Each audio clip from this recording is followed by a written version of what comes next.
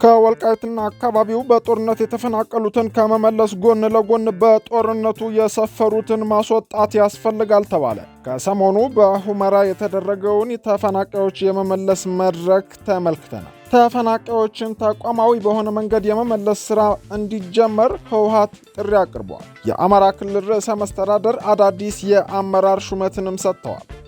ሰላም ጤና ይስጥልን። የተወደዳችሁ የኢትዮጵያ ሪፖርተር ዩቲዩብ ቻናል ተከታታዮች ለወቅታዊና ትኩስ መረጃዎች የኢትዮጵያ ሪፖርተር ዩቲዩብ ቻናል ቤተሰብ በመሆን ላይክ፣ ሰብስክራይብ እና ሼር እንድታደርጉ እያስታወስን የሰዓቱን አበይት ዜናዎች ኢልያስ ክፍሌ አስደምጣችኋለሁ። አብራችሁን ቆዩ።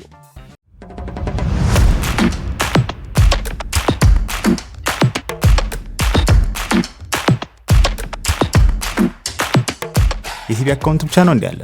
አሁንማ እድሜ ለሲቢ የነጋዴዎች QR ኮድ ሲስተም ለማንኛውም የክፍያ አማራጮች QRውን በቀላሉ ስካን በማድረግ ብቻ ወደ ሲቢ አካውንት መላክ ትችላለህ።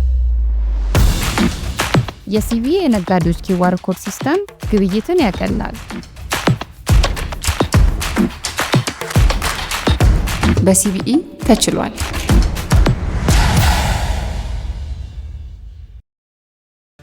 ተፈናቃዮችን ተቋማዊ በሆነ መንገድ የመመለስ ሥራ እንዲጀመር ሲል ህወሓት ጠየቀ። ባለፈው ዓመት መገባደጃ ላይ በብሔራዊ ምርጫ ቦርድ ከፖለቲካ ፓርቲነት የተሰረዘው ህወሓት ዛሬ ባወጣው መግለጫ በጦርነቱ ምክንያት የተፈናቀሉ ዜጎችን የፕሪቶሪያውን ስምምነት ማዕከል ባደረገ መልኩ ተቋማዊ አሰራርን ተከትሎ የመመለስ ሥራ እንዲጀመር ሲል ጥሪ አቅርቧል። በፕሪቶሪያው ስምምነት መሠረት የፌዴራሉ መንግሥት በክልሉ ግዛቶች ላይ በኃይል የሰፈሩ ኃይሎችን በማስወጣት ኃላፊነቱን ሊወጣ ይገባል ያለ ሲሆን የክልሉ ሕዝብ ስቃይና ሞት ለፖለቲካ ፍጆታ መዋል ሊቆም ይገባል ሲልም አሳስቧል። ተፈናቃዮች ከ5 ዓመታት በላይ በመጠለያ ጣቢያዎች ውስጥ በከፋ ሁኔታ ውስጥ እንደሚገኙ የገለጸው ህወሓት በፕሪቶሪያው ስምምነት መሠረት ተፈናቃዮቹን የመመለስ ሥራ ተፈጻሚ እንዳይደረግ ግን የፌዴራሉ መንግሥት እምቢተኛ አቋም እንቅፋት ሆኗል በማለት ወቀሳ ሰንዝሯል። የክልሉ ሕዝብ በከፋ ሁኔታ ውስጥ ቢገኝም የፌዴራሉ መንግሥት ስምምነቱን ተፈጻሚ እንዲያደርግና ወደ ቀዬው እንዲመለስ ነጋ ጠባ በሰላማዊ መንገድ እየጠየቀ ነው ያለው ህወሓት የፌዴራሉ መንግሥት በፍላጎቱ ያሰማራቸውና የክልሉን ሕገ መንግሥታዊ ግዛቶች የያዙ ታጣቂ ኃይሎች እንዲሁም በተፈናቃዮች ዙሪያ በየመድረኩ በድፍረት እየተናገሩ ሕዝቡን የሚያደናግሩ አካላት እየተከተሉት ያለው ስልት እየተሳካላቸው እንደሆነ ማሳያ ነው ሲልም አክሏል። የኢትዮጵያ መንግሥት አገልጋይ ለመሆን ሩጫ ላይ የሚገኘው የክህደት ቡድን ሲል የጠራው አካል ዋነኛው ተዋንያን ነው በማለትም ህወሓት ከሷል። ይኸው ቡድን ከዚህ ቀደም በክልሉ ጊዜያዊ አስተዳደር ውስጥ እያለ በፈጸመው መጸጸት ቢገባውም የክልሉን ሉዓላዊነት እንዲሁም በሕዝቡ ላይ ጉዳት ካደረሱ አካላት ጋር መወገኑ አሳዛኝ ነውም ብሏል መግለጫው።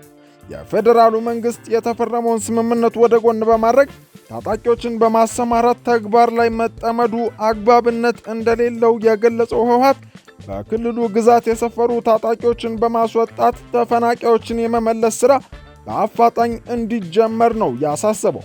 ስምምነቱ በተፈረመበት ወቅት የነበሩ አደራዳሪ አካላትና ዓለም አቀፉ ማህበረሰብ የስምምነቱን አፈጻጸም እንዲገመግሙ ሲልም በድጋሜ ጥሪ አቅርቧል። በህወሓትና በጊዜያዊ አስተዳደሩ በኩል ተደጋጋሚ ክሶችና ወቀሳዎች ቢቀርቡም የፌዴራል መንግስት እስካሁን ያለው ነገር የለም። ሪፖርተር በተለያዩ ጊዜያት በጉዳዩ ዙሪያ የመንግስት ኮሚኒኬሽን አገልግሎት ከፍተኛ አመራሮችን ለማነጋገር ጥረት ሲያደርግ ቢቆይም ሳይሳካ ቀርቷል።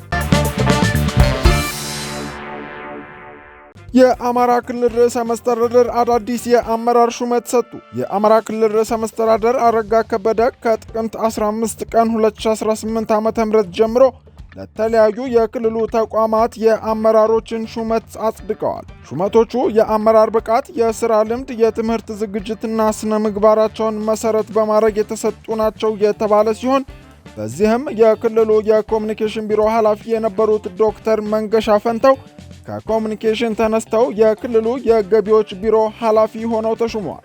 በተጨማሪም ዶክተር አማኑኤል ፈረደ በምክትል ርዕሰ መስተዳደር ማዕረግ የአስተዳደር ክላስተር አስተባባሪ የተደረጉ ሲሆን በዶክተር መንገሻ ፈንታው ምትክ አቶ አባይ መንግስቴ የክልሉ የመንግስት ኮሚኒኬሽን ቢሮ ኃላፊ ሆነዋል።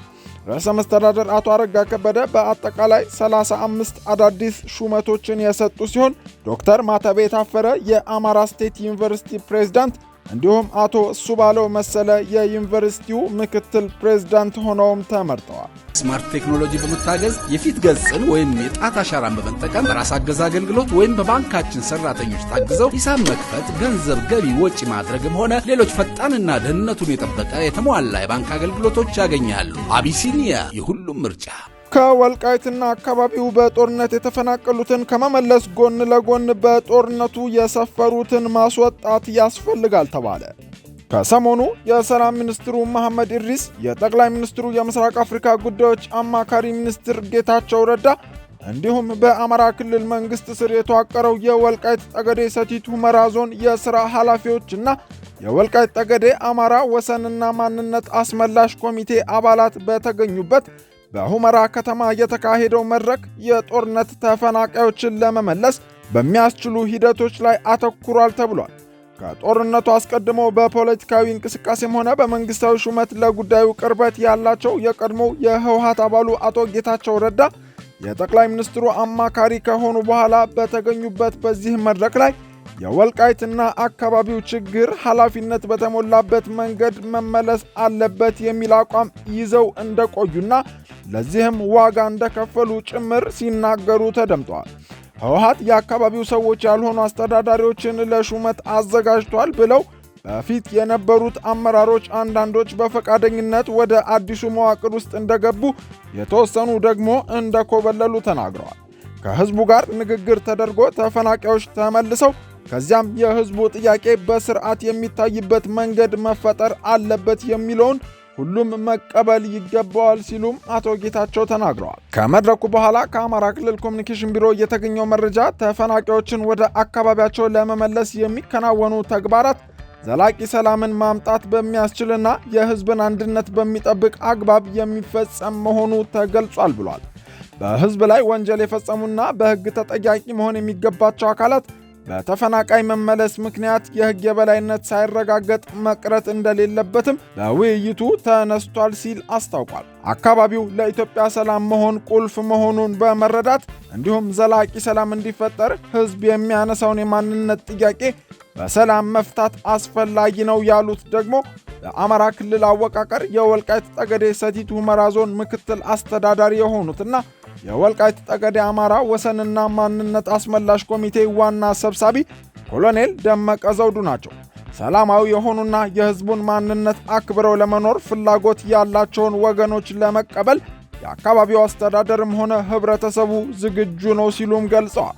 ከውይይት መድረኩ በኋላ ሪፖርተር ሊያገኛቸው ያደረገው ሙከራ ባይሳካም የዞኑ አስተዳዳሪ የሆኑት አቶ አሸተ ደምለው በሰላምና በህግ የሚፈታ እንጂ በጉልበትና በኃይል የሚቋጭ ችግር የለም በማለት የሰላም አማራጭ መከተል ለሁሉም ተጠቃሚ ያደርጋል ብለዋል። የሰላም ሚኒስትሩ መሐመድ ኢድሪስ በበኩላቸው ተፈናቃዮችን የመመለስ ሥራ የህዝቡን አብሮነት በሚያጠናክርና ዘላቂ ሰላምን በሚያሰፍን መልኩ የሚከናወን እንደሚሆን ተናግረዋል። ሪፖርተር ይህንን መድረክ በተመለከተ ካነጋገራቸው የትግራይ የፖለቲካ ፓርቲዎች አንዱ የሳልሳይ ወያነ ትግራይ ሲሆን ሊቀመንበሩ አቶ አሉላ ኃይሉ ከወልቃይትና አካባቢው በጦርነት የተፈናቀሉትን ከመመለስ ጎን ለጎን በጦርነቱ የሰፈሩትን ማስወጣት ያስፈልጋል ብለዋል። ይሁን እንጂ የአሁኑ መድረክ ላይ የተነሱ ጉዳዮችን ለመገምገም ጊዜው ገና ነው ያሉት ሊቀመንበሩ በጥቅሉ ተፈናቃዮች ብቻ ሳይሆን የአካባቢው ሁኔታ ህገወጥ አስተዳደሩን ከማፍረስ ጀምሮ ከጦርነቱ በፊት ወደ ነበረው መመለስ እንዲሁም የተፈናቀሉባቸውን መሰረታዊ ምክንያቶች ማረም ያስፈልጋል ብለዋል። አቶ አሉላ አክለውም ለትግራይ ጊዜያዊ አስተዳደር ተጠሪ የሚሆን አስተዳደር በአካባቢው ያስፈልጋል ያሉ ሲሆን የማንነት ጥያቄዎችን ለመመለስ ግን ትግራይ በህዝብ የተመረጠ መንግስት እስኪኖረው ድረስ መዘግየትም ሊኖርበት ይችላል ብለዋል። ፌደራል ሆኜ ብቻ ሳይሆን እንደምታውቁት ኃላፊነት በተሞላበት መልክ ነው መመለስ ያለበት የሚል አቋም ረዥም ጊዜ ነበረኝ። መገላገል ነው ልትለው እችላለሁ። ዋጋም መቅረፍ ይበታል። ተዋግተን እናስገባ። ስለዚህ ከወንድሞቻችን ጋር መኖር የሚያስችል ሁኔታ መመቻቸት አለበት ነው የሚለው። አሁንም ዋኛው ካልሆነ የምነሳ ከማንም በላይ የሚጠቀመው ሰላሙ የሚረጋገጥለት ልማቱ ወደ ትራክ የሚመጣለት የዚህ አካባቢ ህዝብ ነው። ይህንን ነገር ማድረግ እንዳልከው ራሳችን ብናደርገው ይሻል ነበረ ብለሃል። ትክክለኛ ነጥብ ነው ይመስለኝ። መቻኮል ሳይሆን የስራ ክፍፍል አለ። አትሊስት ይሄ የተጀመረው ሂደት እንዳለው ፌዴራል መንግስት ይሄ መደረግ አለበት፣ የፕሪቶሪያ ስምምነትም በዚህ መልኩ መደረግ አለበት ብሎ ያለው ነው። እስካሁን የተደናቀፈበት ምክንያት መድገም አልፈልግም። ምን የሚባል ኃይል ምን ማድረግ እንደሚፈልግ በተደጋጋሚ እያወራ ነው የመጣው ስለሆነ ይሄ ከህዝቡ ጋር የሚያገናኝ ነገር አለው ብለን አንወስድም። ከወልቃይት እና ከጸገዴ የተፈናቀለ ሌላ አካባቢ ሱዳን የሚኖር ሌላ አካባቢ የሚኖር መመለስ አለበት። ወርክስ ፕሮግሬስ ተፈናቃይ መመለስ ማለት ተፈናቃይ ወደ አገሩ ለመመለስ የሚያስችሉት ሁኔታዎች ፈጥረ ማቋቋም መቻል ማለት ነው። ለቁጥሩ አላውቅም። ስለዚህ ከዚህ በጦርነቱ ምክንያት የተፈናቀሉ ተወላጆች ይመለሱ ብቻ ሳይሆን በአንድ ወይም በሌላ ምክንያት የተፈናቀለ የዚህ አካባቢ ተወላጅ በሙሉ መመለስ የሚችልበት ሁኔታ መፍጠር መቻል አለበት። ከሱዳን ሲሆን ከሌላው አካባቢ መመለስ መቻል አለበት። ይህንን እናስቁመው ነው። ከዛ በኋላ አይ በቃ ተኩሼ ካልገባሁ በስተቀር እኔ እኮ አላምንበትም አልኳቸው። አስተዳዳሪ የሚባለው አስተዳዳሪ ይዤ እገባለሁ ይላል። እኔ ጠቤ ምንድን ነው? የትኛውን አስተዳደር ነው ይዘህ የምትገባው? ሁመራ ከለቀቅ ነው 5 ዓመት ሞልቶት የነበሩ አስተዳደሮች አንዳንዶቹ በፈቃደኝነት ወደ እናንተ ገብተዋል። አንዳንዱ ከሆኑ ነው አስተዳዳሪ ሰሞኑን ተበልጠው ከሆነ ሰፈር የመጣ አስተዳዳሪ ቃፍታ ምን እንደሆነ የማያውቅ ሰው አስተዳዳሪ ተመድቧል። ቃፍታ አውቃለሁ። ቃፍታ የት ነው? ጨረቃ ላይ ነው? ወለጋ ነው? በፍጹም የማያውቅ ሰው የቃፍታ ማሐዳሪኻ ተዋይሊ ብደር ፍቅር ይመስለኩ ባይሆን አሁን አይቀበሉን እናንተ ባትቀበሉ እያልን ያለ ነው። ቃፍታ አይኖር የነበረ ወይ ደጀና አይኖር የነበረ ብዙ ቃፍታ ለጓዓ ብዙ ሕሳብ ይናለን ከውትሪዎ አው ዓዱ ክብለስ ግን ክንሰርሕ ለና ዚያዳ ነቱ ለእኔ ማተር የሚያደርገው አስተዳዳሪ ይዤ እገባለሁ ግን ውሸት ነው። የምን አስተዳዳሪ? ጸጥታ ለማስጠበቅ መተማመን ከፈጠርን ጸጥታ የሚያስጠብቀው መከላከያ ነው። እኔ ግን ትግራይ በሙሉ አካባቢዎች ሲሄድ የሚገርመኝ ነገር አለ። ፓርቲ ሆኗል አሁን እንጂ ብዙ ሰፈሮች አረና፣ አንድ ወያነ፣ ስምረት ወዘተ ነው የሚባሉት። ታሪካዊ ስሙን ለምን ትቀይረዋለህ? ታሪክን ለመቀየር የሚደረግ ጥረት ካለ ሁላችንም ልናወግዘው ይገባል። እኔ ህወሓት ከዚህ ነፃ ነው እያልኩ አይደለም። በተግባር ቀድሜ እኮ ይሄን የዚህ አካባቢ ህዝብ ለየት ባለ መልኩ ጥያቄ መስተናገድ አለበት የሚል እምነት ከነበራቸው ውስጥ ወስነን እናውቃለን። የዚህ አካባቢ ተወላጆች ከሽሬ ይልቅ ጎንደር ነው ቤት የሚሰሩት። ስለዚህ ቤት እንስጥ እያልን እኮ ጀምረን ነበር። ያው የልብስ አልሆነም፣ ብዙም አልገፋንበትም፣ አልተሳካም። ግን ሪያላይዜሽኑ ነበረ ነው ሶይሌተሪ አድሚኒስትሬሽን ስገባ ክሊር ነበር። ይሄን በሚል ነገር እንደማያልቅ አውቅ ነበር። ህዝቡን አወያይተህ ህዝቡ አምኖበት ተፈናቃይ የሚመለስበት የህዝቡ ጥያቄ ደግሞ ስርዓት ባለው መልኩ ይስተናገድበት ነገር መፈጠር እንዳለበት ማመን መቻል አለበት። የተወደዳችሁ የኢትዮጵያ ሪፖርተር ዩቲዩብ ቻናል ተከታታዮች ለሰዓቱ የያዝናቸው ወቅታዊ መረጃዎች ያደመጣችኋቸውን ይመስላሉ። ለትኩስና ፈጣን መረጃ የኢትዮጵያ ሪፖርተር ዩቲዩብ ቻናል ቤተሰብ በመሆን ላይክ፣ ሰብስክራይብ እና ሼር እንድታደርጉ እናስታውሳለን። መልካም ጊዜ ተመኘን።